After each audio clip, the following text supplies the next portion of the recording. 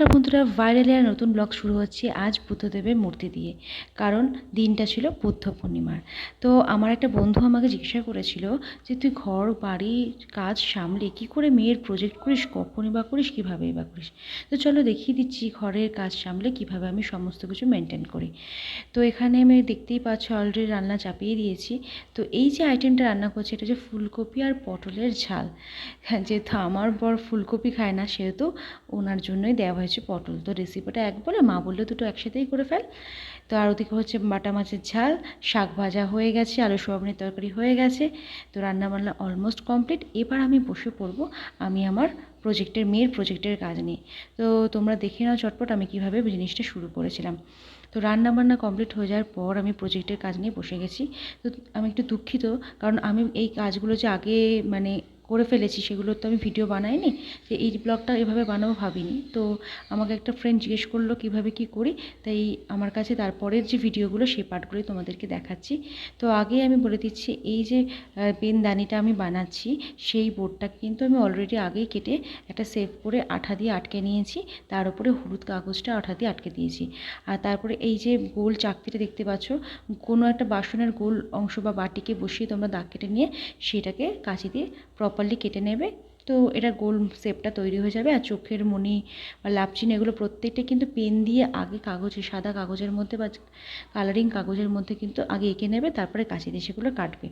তো এখন আমি অলরেডি এগুলো কেটে কুটে সমস্ত কিছু কাজ গুছিয়েই রেখেছিলাম। তো এখন আমি এর পাটা লাগিয়ে নেব। পাটাকে কিন্তু আমি আগে থেকেই কাঁচি দিয়ে কেটে সেট করে নিয়েছি। কারণ এই সমস্ত কাজকর্ম বাচ্চাকে দিয়ে হবে না, কারণ কাঁচি টাচি তো ওদের হাতে দেওয়া যাবে না, ওরা এত সুন্দরভাবে কাটতেও পারবে না। কিন্তু আমার মেয়েকে পাশে বসিয়ে রেখেছি, বললাম তুই কাজগুলো করছিস দেখ। তো বানানো হয়ে গেল একটা কিউট ছোটু লাইন পেনদানি। তো এরপরে দেখাবো তোমাদের আমি যে আমার মাম্মাম আর কী প্রজেক্টের কাজ কমপ্লিট করেছে। তো এইবার দেখে নাও যে মাম্মাম এই ছবিটা নিজে হাতে করেছে। এটা সামার ভ্যাকেশনের আর একটা প্রজেক্টের কাজ। তো বলেছিল গ্রীষ্মকালের একটা ছবি আঁকতে, মাম্মাম এরকম একটা থিম নিজের মন থেকে এঁকেছে। আর এই ছবিটা আমি এঁকে দিয়েছি, বডি পার্টের নামগুলোও নিজে নিজেই মানে লিখেছে। এগুলোকে প্রত্যেকটাই এগুলো সবই প্রজেক্টের কাজ ছিল। তো এরপরে দেখে নাও আর একটা প্রজেক্টের কাজ, মাটির ফল বানাতে হবে। তবে বলে দিই এইটা কিন্তু আমার মেয়ের প্রজেক্টের কাজ ছিল না, এটা আমার জায়ের মেয়ের প্রজেক্টের কাজ ছিল। তো সেই জন্য দিদিভাই নিজেই কিন্তু এই ফলগুলো সব বানিয়ে দিয়েছে, মাটি দিয়ে খুব সুন্দর বানিয়ে দিয়েছে। এগুলো আমি বানাইনি, এগুলোকে শুধু রং করার দায়িত্ব দিয়েছিল আমাকে, তো আমি শুধু রং করে দিয়েছি। তো তোমাদেরকে বলে দিচ্ছি মাটির জিনিস রং করতে গেলে কী রং ব্যবহার করতে হবে। আমি বলবো তোমরা কিন্তু অ্যাক্রেলিক ফেব্রিকটা ব্যবহার করতে পারো। অ্যাক্রেলিকের ক্যামেলের যে অ্যাক্রেলিক কালারটা আছে, ফেব্রিক খুব ভালোভাবেই মানে মাটির ওপর বসে যায় এবং খুব স্মুথ ফিনিশ দেয়। তো প্রথমে কিন্তু সাদা ফেব্রিকটা দিয়ে ফলগুলোকে আমি পুরো কভার করে নিয়েছি। আর ফেব্রিক কিন্তু খুব তাড়াতাড়ি শুকিয়ে যায়, তাই জন্য আমার এতটুকু টাইম লাগেনি। তো এবার সাদা ফেব্রিকটা শুকিয়ে যাওয়ার পরে আমি নিয়ে এসেছি ইয়েলো কালারের ফেব্রিকটা। তো যেহেতু আমি এটা পাকা আম করব, ওই যে গোলাপ খাস আম আছে না, গোলাপ খাস আমের মতোই দেখতে করব। তো আমি সেহেতু ওই প্রথমে ইয়েলো কালারটা নিয়ে সুন্দর করে পুরো আমটাকে কভার করে নিয়েছি। এবং এই পুরো আমটা ইয়েলো কালার কমপ্লিট হয়ে যাওয়ার পরে এটার ওপরে গ্রিন আর ওপরের অংশটা রেড দেবো, ব্যাস তৈরি হয়ে যাবে আমার গোলাপ খাস আম।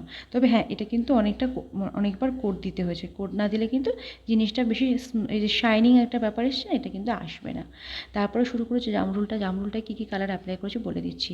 লাইট গ্রিন আমার কাছে ছিল না। লাইট গ্রিন বানাতে হবে হচ্ছে ইয়েলো আর ডার্ক গ্রিনকে মিশালে লাইট গ্রিনটা চলে আসে। তো তার সাথে হোয়াইট কালারটা মেশালে জামরুলের কালার কিন্তু চলে আসে। তো white, light green, dark green সব মিশিয়ে কিন্তু আমি এই জামরুলের কালারটা বানিয়েছি। তো দেখো কীভাবে বানাচ্ছি আমি। তো আমার এগুলো বানাতে ভীষণ ভালো লাগে, আমার এতটুকু খাটনি মনে হয় না, কারণ এগুলো ভালোবাসার কাজ। তো এইভাবে তোমাদের সাথে গল্প করতে করতে চলো আমার আম আর জামরুল কিন্তু রেডি হয়ে গেছে। তো এগুলো শুকিয়ে যাওয়ার পর কীরকম দেখতে লাগছিলো সেটা তোমাদেরকে একটু দেখিয়ে দিই। কেমন হয়েছে কিন্তু কমেন্ট করে আমাকে অবশ্যই জানাবে।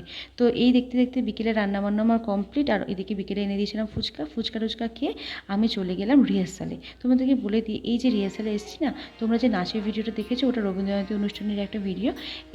এটা হচ্ছে ঝুমঝুমের বাবার ফুটবল সেক্রেটারি যে ক্লাবের, সেই ক্লাবেরই অনুষ্ঠান। তো ইনারা কিন্তু প্রত্যেকে আমার থেকে অনেকটাই বয়সে বড়, কিন্তু ওনাদের সাথে গিয়ে মিশলে এতটুকু সেটা আমার ফিল হয় না। পুরো বন্ধুর মতোই আমার সাথে মেশে এবং ভীষণ আনন্দ করে। তোমাদেরকে তার একটা ঝলক আমি এই ভিডিওতে দেখিয়ে দিচ্ছি। দাদা গান গাইছে আর বৌদির দেখো কাণ্ড, দেখেছো? গান গাইছে আর বৌদি মজা করছে, তার সাথে আনন্দ করছে, দেখেছো? তা ওনাদের সাথে আমার থাকতে খুবই ভালো লাগে, কারণ ওনারা সত্যি এত মানে ভালোবাসা দিয়েছে আমাকে এবং আমার মেয়েকে। আমি তার জন্য খুব খুব খুশি। এবং ওখানকার অনুষ্ঠান কিন্তু তার অলরেডি ব্লগ কিন্তু আমি দিয়ে দিয়েছি, তার নাচের ব্লগ। তোমরা আমার ভাইরালিয়া চ্যানেলে গিয়ে কিন্তু দেখে নিও। তো সেখানে রিহার্সাল কমপ্লিট, মাম্মামের জন্য একটা নতুন জুতো কিনে দিলাম। তো তোমাদেরকে দেখিয়ে দিলাম আমার সারাটা দিন কীভাবে কাটে। এইভাবেই আমি আমার শখ, সংসার এবং বাচ্চা সব কিছু সামলে ব্লগ ভিডিও বানাই। তোমাদের সাপোর্ট থাকলে আরও এগিয়ে যাবো। আজকের মতো টাটা।